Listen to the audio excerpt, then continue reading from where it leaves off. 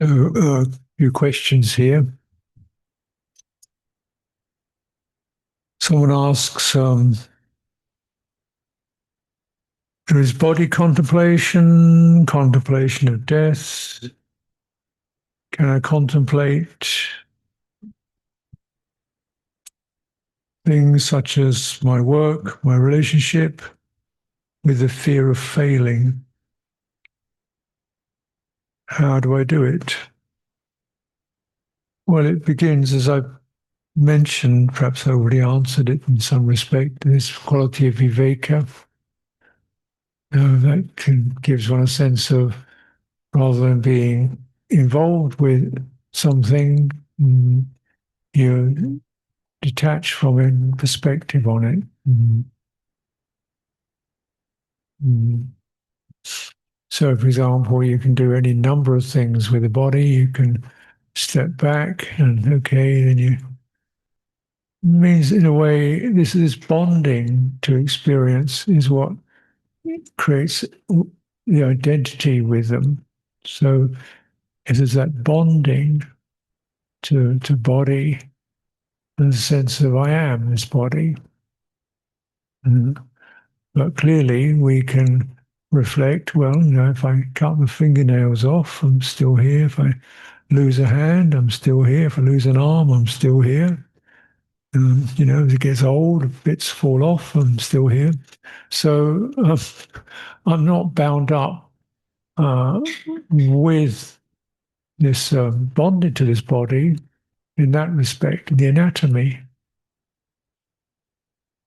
And so then we can consider anatomy, the physical aspects, muscles, bones, tissues, flesh, blood, lungs, and it's just that, isn't it? There's a physical body. So we can see that, and then you can recognize any sense of identity or distaste or fascination with the body.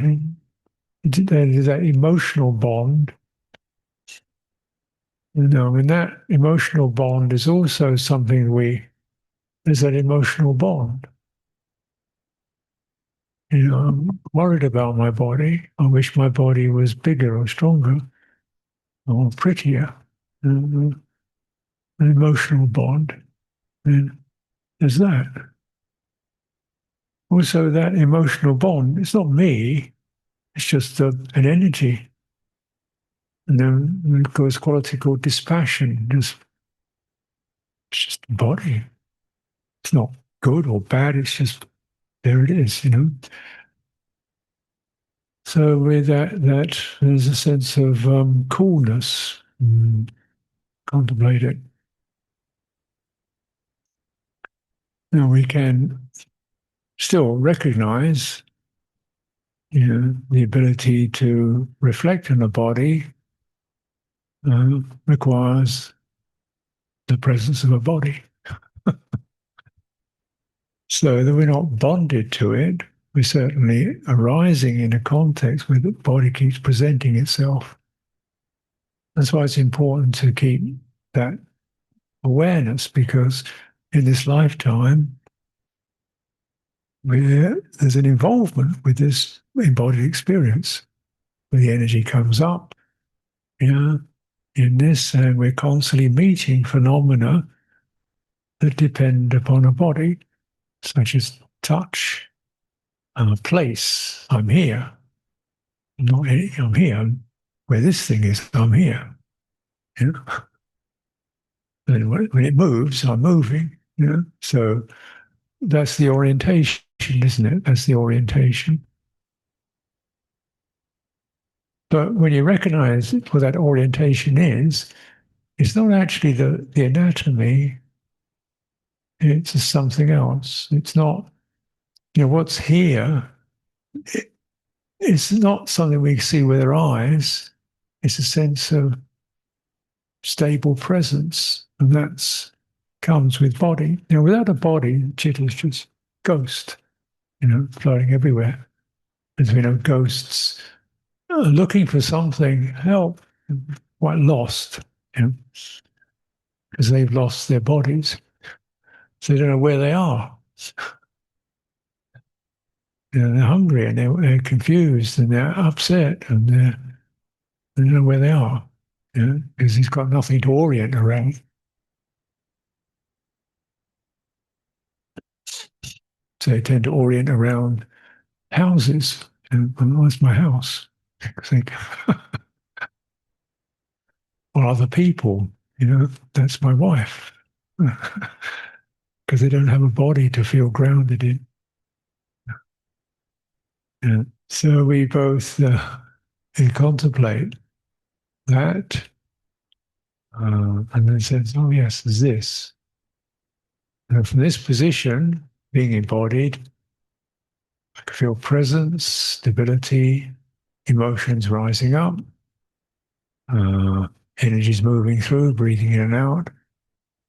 It's that, and of course, that's still not self. It's just this is what we took on in birth, and we're in this, and yet not bonded to it. There's a release from the body. It has to be worked out. Now, contemplation is this sense of viveka, stepping back, and then vitaka, pointing to something, and vichara, handling it. How's this? Considering it. You know, what's this mean to me? Why is it important? Where's the emotional involvement with it? You know, where's the pleasure or the pain or the aversion or the worry? So you begin to extract through that. You know, so contemplation of death, for example, everybody sure dies. It's more sure than getting born, actually.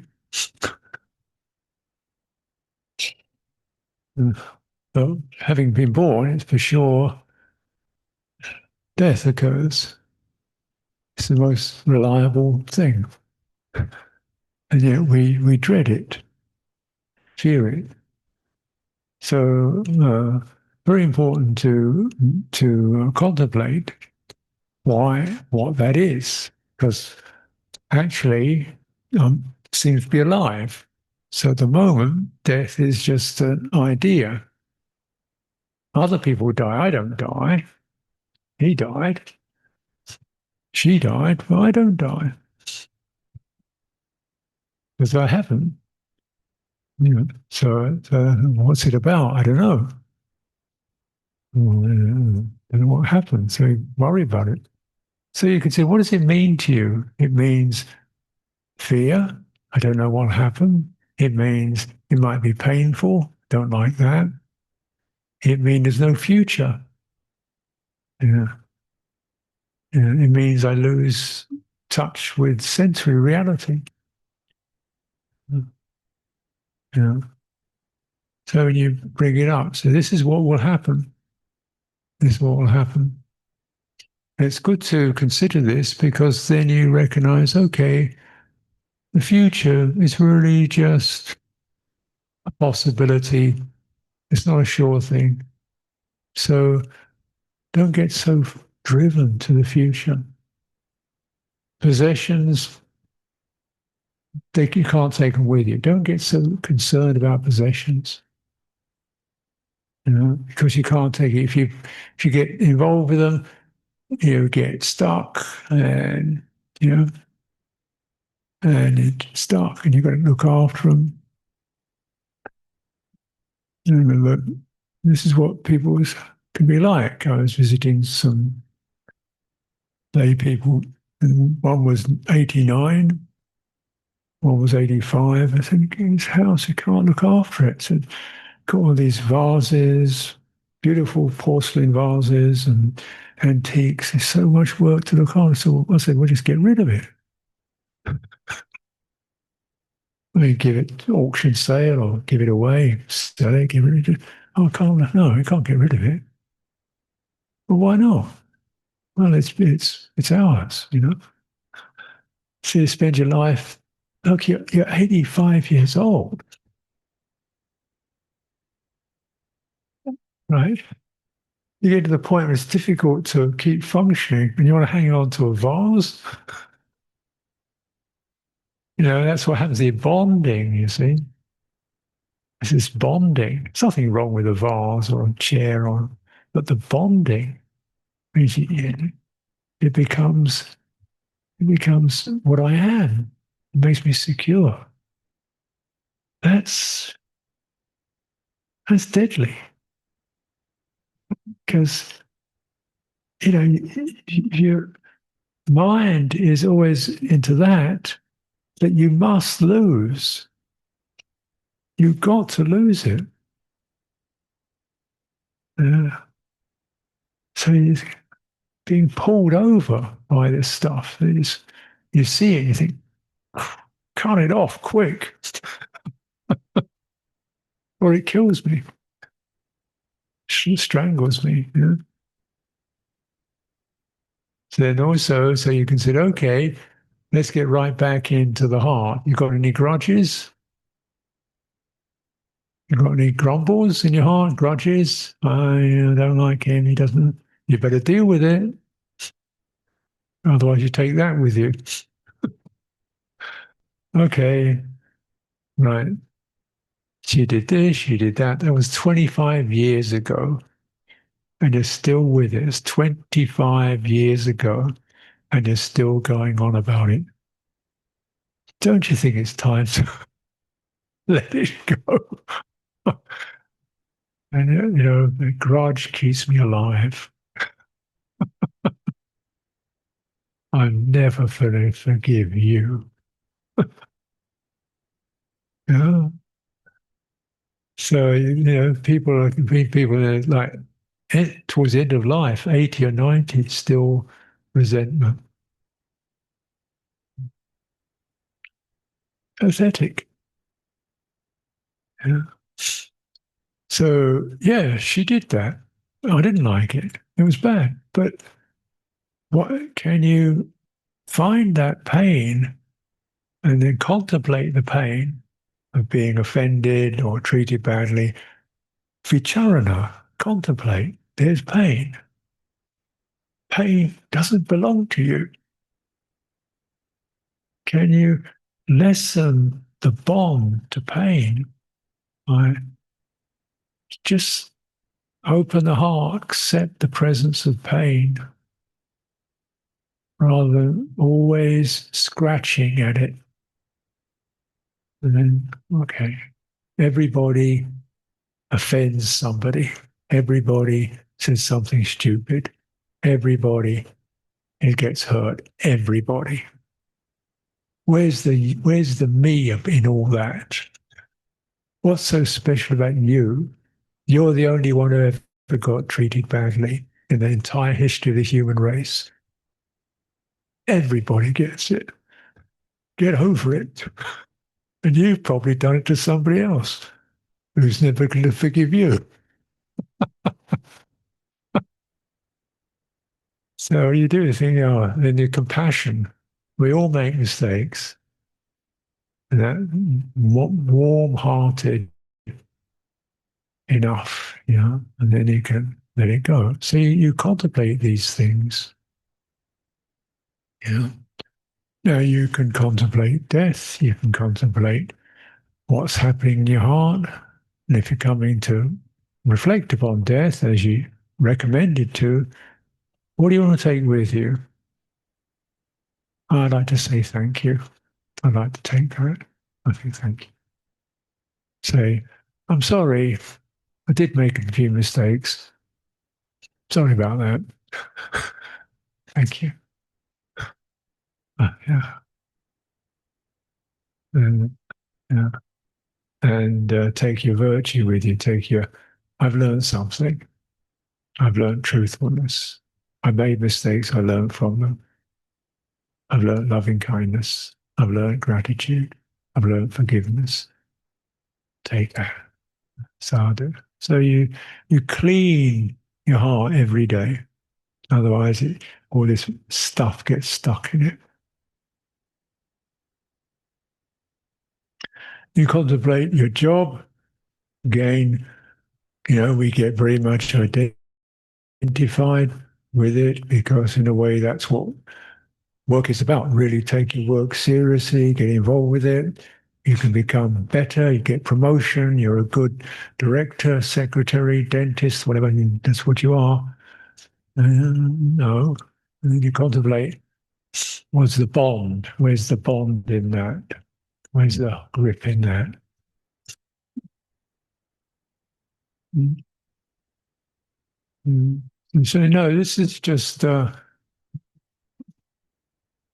gift we have as humans is we can choose to direct our skills elsewhere. We can choose, we don't just have to live on instinct. Animals, they've just got to get food, mates, shelter. We got choice. We can say, I'll go this way. We're a special creature. So then, okay, what I want to do is help out. Very good. I can do this. At the same time, maybe I'm not so good at it, or maybe there's a time where I'm losing capacity. Let it go. A friend of mine, his father worked for a big engineering company, and he was the manager of this big engineering company of a division. And they said, "Oh, we're shutting that division down because of cutting cost." And he couldn't take. He hung himself. He just couldn't bear losing his job. And his whole life had been based upon this job. Without it, he hung himself. And the company said, "Oh, sorry, sent some flowers to the funeral." That was it. Uh, You've got to remember this. In the commercial world, you are just, if they can get rid of you, they will. Cut cost. So, what do you want to direct your service to, your capacities to? Look after people, bring forth your strengths, get your requisites together, and don't get stuck in it. Relationships, contemplate relationships. You'll get stuck in that. Sometimes all kinds of arguments with each other. What you are, what you aren't, you should be this, you don't do this for me, and you always have to do that. And then think, oh, goodness me, you don't understand me, and you never do. Oh, God.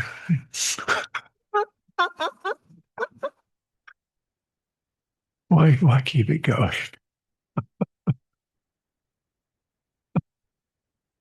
Because it's a bonding, isn't it? This bonding quality is so instinctive. And then, is it worth it?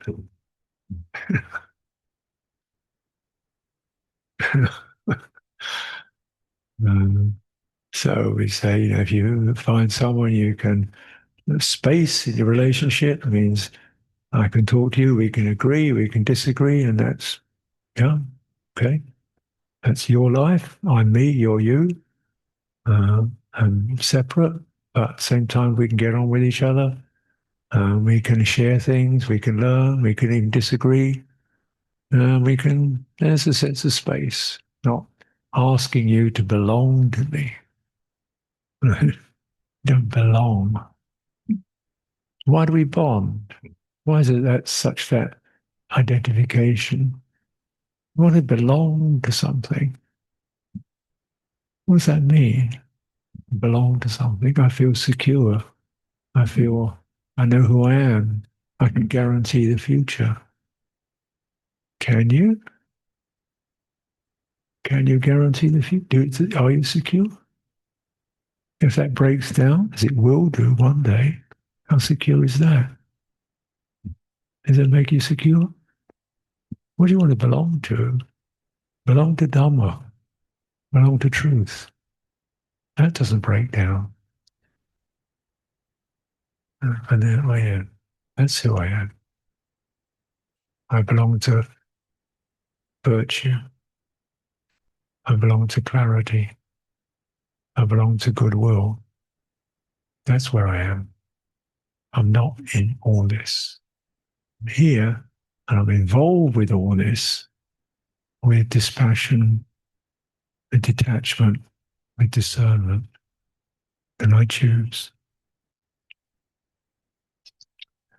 That's the gift, that's the practice of contemplation.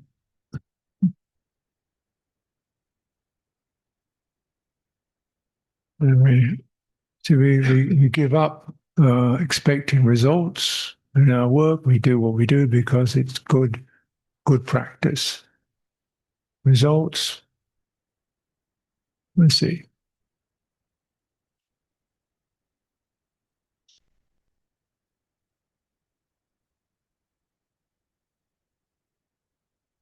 So I mentioned during Qigong making a circle with the arms and concentrate within the ring of arms.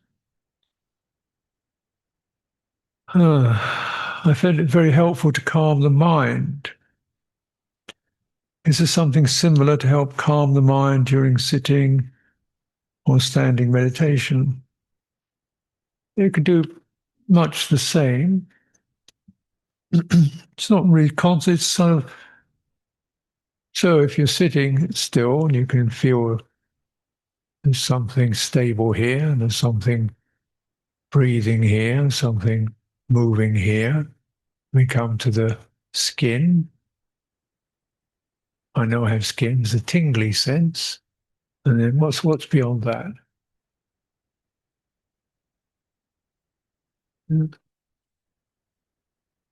Extending. Because there is something, isn't there? It's called nothing. There's space. Space. Now, if there wasn't space, I'd be squashed. Right? If there's no space, I'd be squashed and crushed.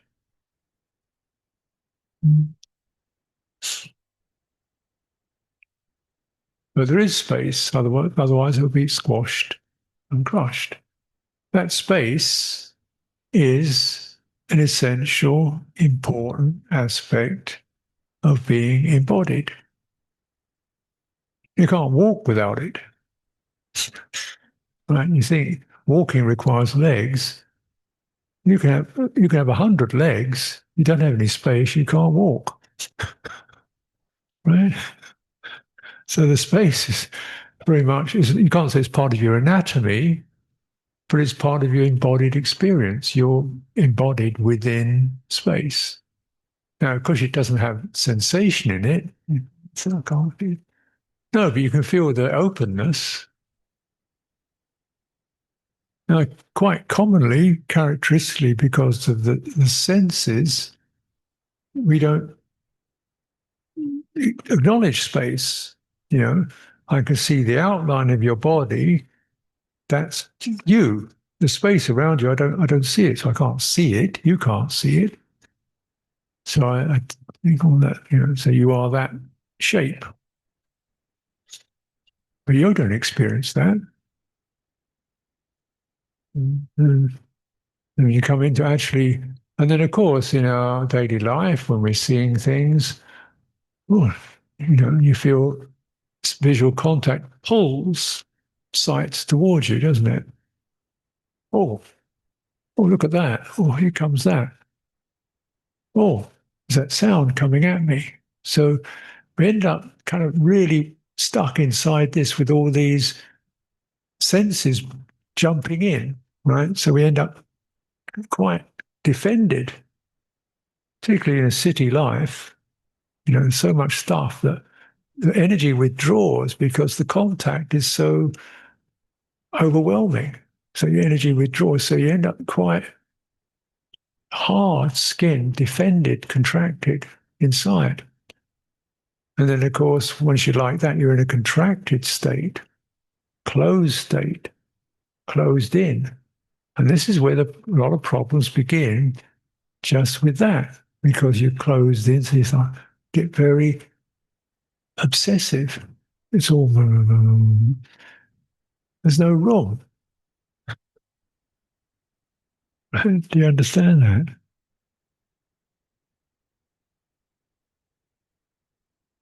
Because your energy's contracted. If there's open space, energy's not contracted, everything calms down. You know? So when I visit cities, I visit New York,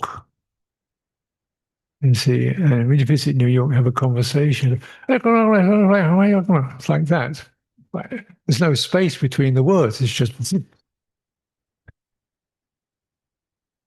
because everything is really sharp. Then you go to somewhere really where there's a lot of space. People say, "Yeah,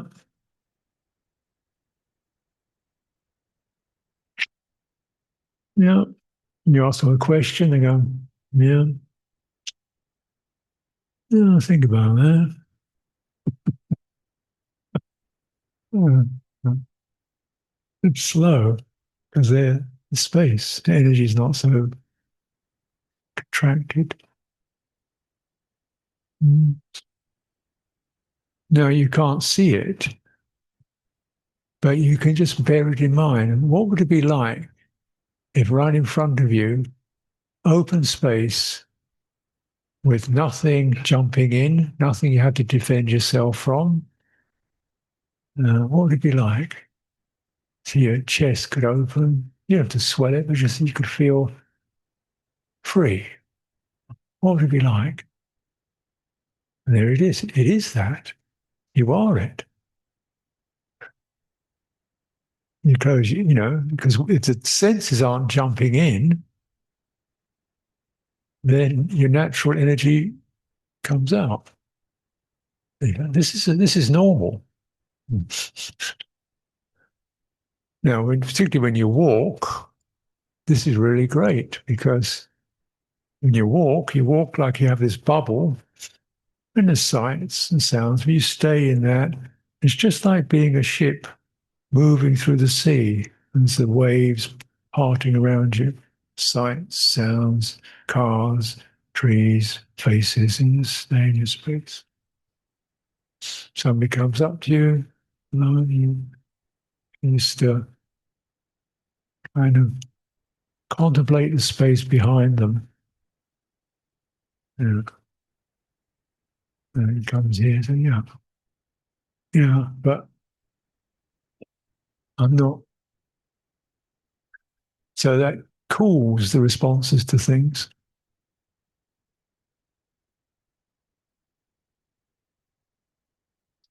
because your energy is not contracted. Very similarly, if we cultivate non-aversion, non-fascination, uh, non-entanglement, psychologically, you do that, the same quality. The energy is not agitating, contracting, fascinated, averse. Mental space opens up. Of course, the space. Thoughts have to arise within a space, otherwise they couldn't arise and pass. So it's the involvement that reduces the space. Yeah? You understand? The involvement, the bonding.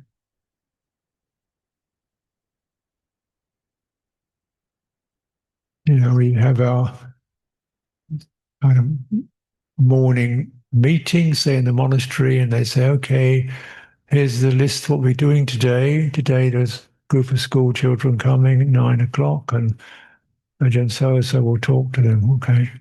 And there's a building project. We want 3 people to help do that. Okay. And somebody's cooking the meal. Who's cooking the meal? She is. Needs 3 helpers. Volunteers, please. Okay. We need something to do with the washing up. Yeah. Does anybody? Oh, so and so needs to go to the dentist. Can everybody can drive a car to the dentist? I'm exhausted. Oh, so much stuff going on. Because all the information it's condensed and you feel overwhelmed. But it's just thoughts. It's just thoughts. Just movements with various degrees of emotional agitation. That's all it is. Nothing happening, really.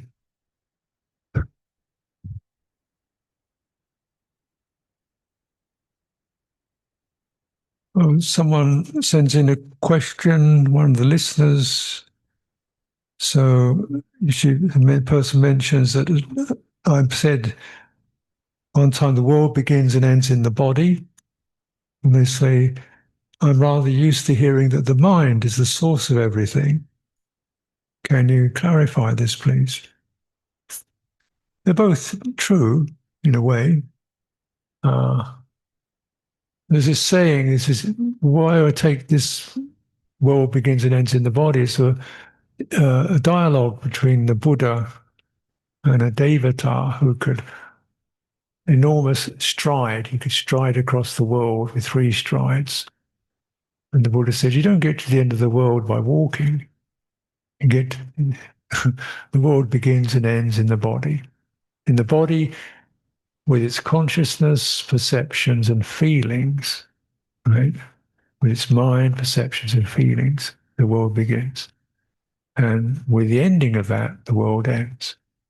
So the mind involved with the body. Now, it's not in some particular location in the physical anatomy, but it's involved with the experience of embodiment.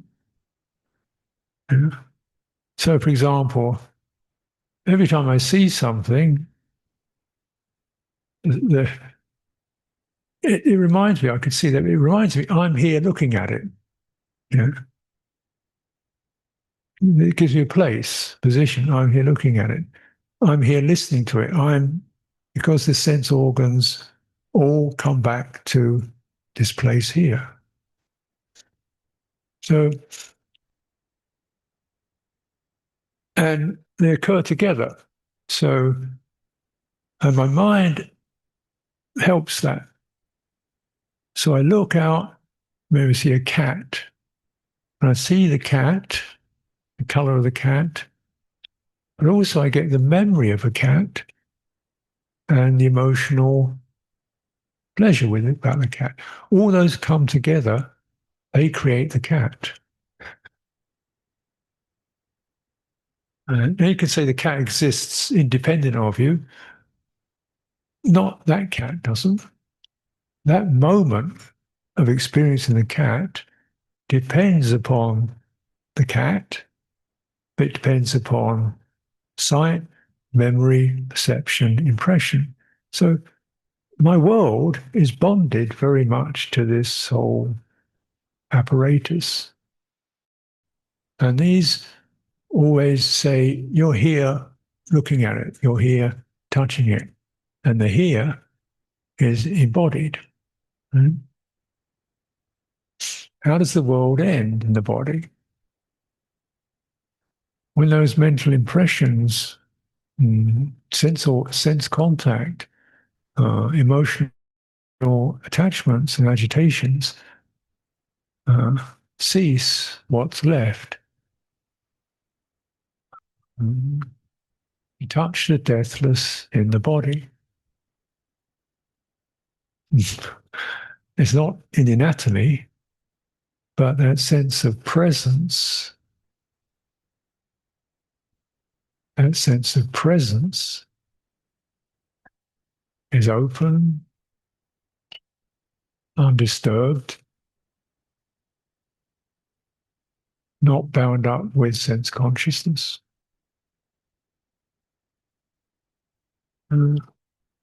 That's what's meant in this teaching, or this particular instance, by body.